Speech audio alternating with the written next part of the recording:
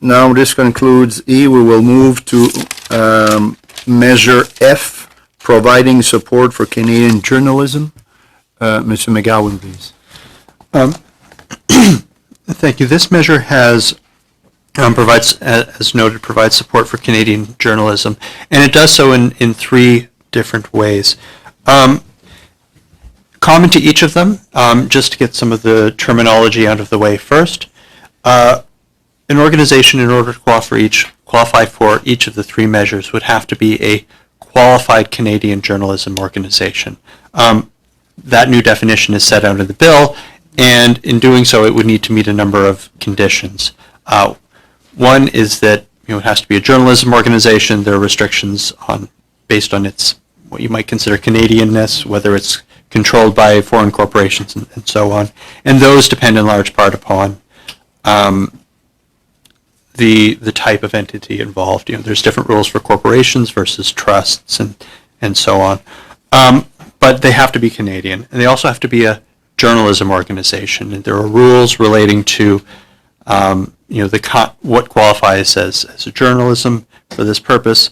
Lastly, they would have to be designated by a new body that would be established, and that would be as a result of the output of an advisory panel that is to be established for the purposes of providing advice with respect to this measure. So that concept, Qualified Canadian Journalism Organization, is relevant to each of the three measures, although each of them has their own additional restrictions. The first measure within the journalism measures relates to adding qualified donee status for registered journalism organizations. So this will be a qualified Canadian journalism organization that has applied to the Canada Revenue Agency to be registered through a very similar process, or essentially the same process, as registered charities or registered Canadian amateur athletic associations. The status as a qualified donee would allow them to, most importantly, provide a charitable donation, or would provide donation tax receipts for donations they receive, which could allow for individuals a donation tax credit, or for individuals a donation deduction.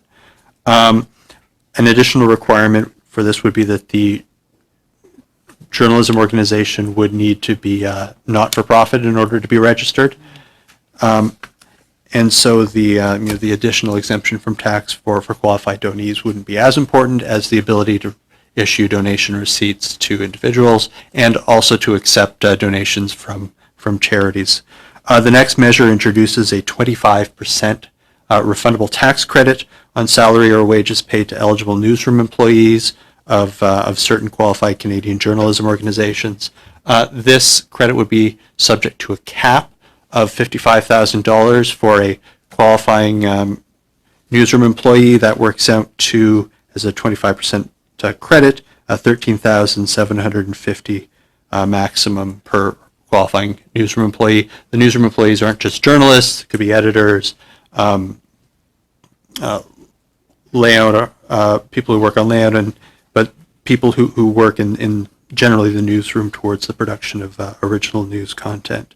And then the third measure is a temporary non-refundable 15% tax credit on amounts paid by individuals for certain digital news subscriptions, and that's a temporary tax credit that allows for up to 15% of the cost, up to $500 per year for a qualifying digital news subscription. And that's a brief summary of each of the three components of the support for Canadian journalism measure. We'd be happy to answer any questions.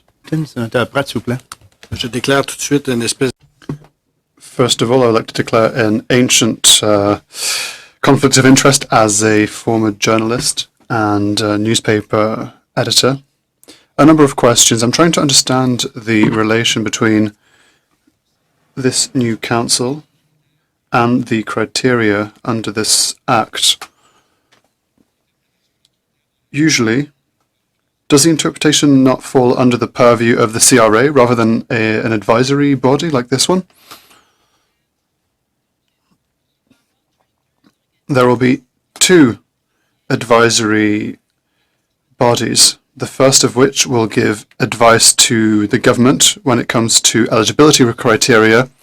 After this, organizations that would like to obtain such credits have to be designated by the entity. Now, we don't know yet what we mean by entity, but there are some elements that can be established by the CRA. Is it a Canadian entity, for example? The entity that will be created will be constituted of experts who will be able to determine whether or not what is presented is original journalistic product. This has to do with those who actually produce news. They ask for a bit more expertise beyond basic factors. Certain elements of the credit will be able to be examined by the CRA. Now, I don't have the bill before me, and I haven't read this this clause in particular. Does this mean that advice given by the first council could be modified? They will give advice to the government, and then yes, then the government will decide whether or not to change certain criteria. I can't tell you if they will or not at this point. The chair will recognize Senator Andreychuk to then move on to with Senator Moody. I'm very concerned that Canada has been one of the countries that has staunchly talked about the freedom of the press.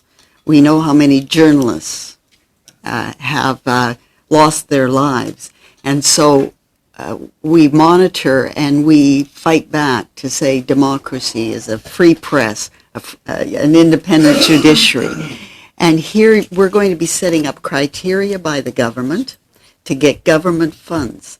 And in the countries that I've worked, survival for a lot of people to get their information meant they had to go to the government. And I watched how the original rules might have had good intentions, but we don't know what's going to happen down the line.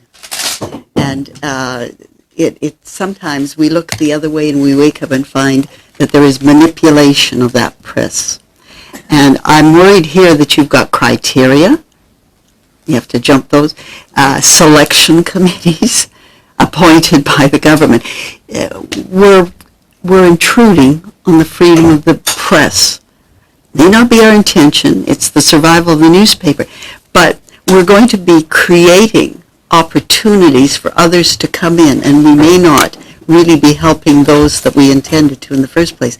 So to me, it's a very dangerous ground, and it shouldn't be in a tax credit. It should be wide open as a debate for Canadians whether, in fact, this is the way to support a freer press, a press that's struggling against bloggers and the new intranet systems, tweets, and whatever else bloggers that you want.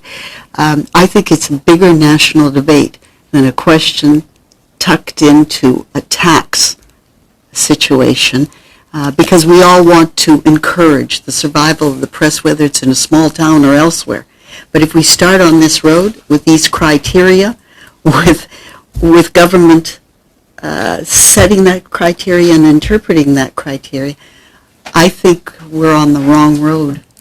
What is the reaction, if any? And if not, I'll leave it to the politicians to decide. I fully understand your position. Yeah. No, thank you. And I mean, those are very, I think, important and understandable concerns.